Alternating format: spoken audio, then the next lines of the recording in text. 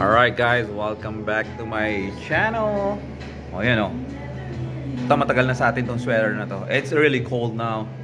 I think it's around 50 degrees kanina. Yeah, 55 degrees Fahrenheit po ah.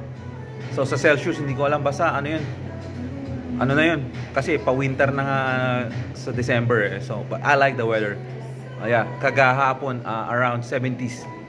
Mainit pag nasa araw ka, pero pag nasa lilim ka, may hangin na malamig-lamig. So that's why it's too expensive here. Bay Area, San Jose, California. We are in the city of San Jose, California. 40 or 45 minutes away from San Francisco. And then Oakland right here. And then Fairfield, Vacaville, over there. So 680, papunta sa uncle ko. Shout out sa'yo. Alright, we're in Starbucks. My regular Starbucks branch. The best Starbucks in East San Jose, Evergreen area, Aborn and White Road. It's Starbucks store number 5295. Oh, iba-vlog ko ulit sila. But shout out to Tatay. Happy 88th birthday in heaven. He died 85 years old, almost 86 na siya noong 2022. Oh, so he's 89 years old. Sorry. Kasi 86 siya ng 2022, but he died September 29. 86, 87, 88. Oh, he's 89 years old today. So, Tatay Aquilino Sadulang Ancheta Traspe or Traspe. Happy 89th birthday, Tatay. Pinaramis ko. Nag-stay ako hanggang October 19. Kasi flight ko po mamaya 11:55 PM, midnight to Manila. Philippine Airlines. Pero nanantay natin mag-October 19. Dadalawin natin si Tatay mamaya. Dala natin ng bulaklak. Yan. Kasi apong ancheta. Yan. So Starbucks, I got the Americano blonde with cinnamon dulce syrup. I paid almost $11, $10.70 to be exact. Nagbigay pa rin ako ng $1 tip kahit na wala tayong income. And then we got the right here banana nut loaf with pecan, yeah, with pecan nuts. Oh hey, how you doing mga friend ko?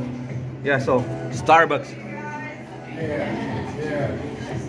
It's October 19, 2025. Tatay's 89. Oh, it's 89th birthday. My dad in heaven. Yeah, I'm gonna go visit him later at the Memorial Park. All right, God bless you guys. Have a great day. Yan mga tropa ko yan. And then we got the water right here. See, kilala nila na ako. Nagpaalam ako sa kanila na uuwi muna ako ng Pinas. We'll be back next year. Kaya hindi ko may binenta yung kotse ko kasi hindi pa tapos eh. Kailangan natin tapusin yung disability natin. And shout out to Kuya Ed.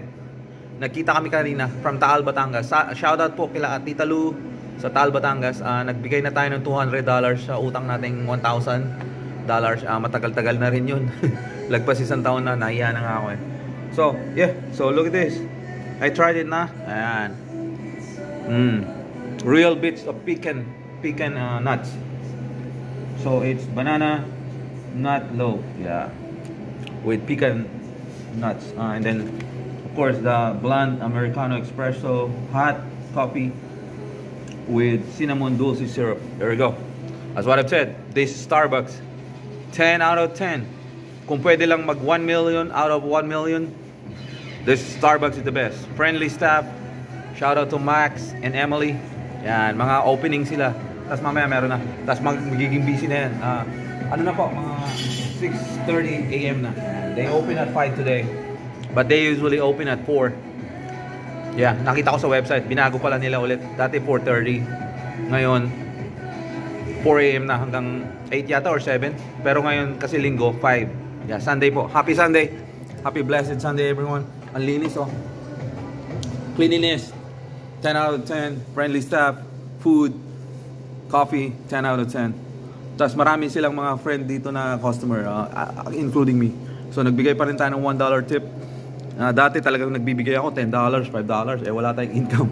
And then kailangan ko pa bumili ng ibang gift pasalubong. So ang usapan namin ni Kuya Ed, Alas 12 ako magdadrive ng kotse ko, tapos i-drive niya pabalik, tapos siya na mag-aalaga. So shoutout Kuya Ed, thank you so much. Talagang ang tunay na magkaibigan. Kahit na nagkakasamaan ng loob, magiging magkaibigan pa rin yan. Parang kapatid ko na si Kuya eh. Yan, kuya-kuya ko yun eh. Magkasama kami dati sa bahay. Tapos ano pala eh, sa kotse na rin siya natutulog kasi inaantay niya lang din yung ano niya, maging US citizen siya. So in-advise ko siya, huwag muna umuwi. Ganun dito, marami nang natutulog na lang sa kotse kahit may mga trabaho sila. So pa extra na lang si Kuya kasi hindi na rin ano, hindi na rin kaya ng katawan niya eh. 70 years old na pala siya pero mukhang 50 pa rin si Kuya. Yeah. Alright, God bless everyone. Short vlog lang kasi load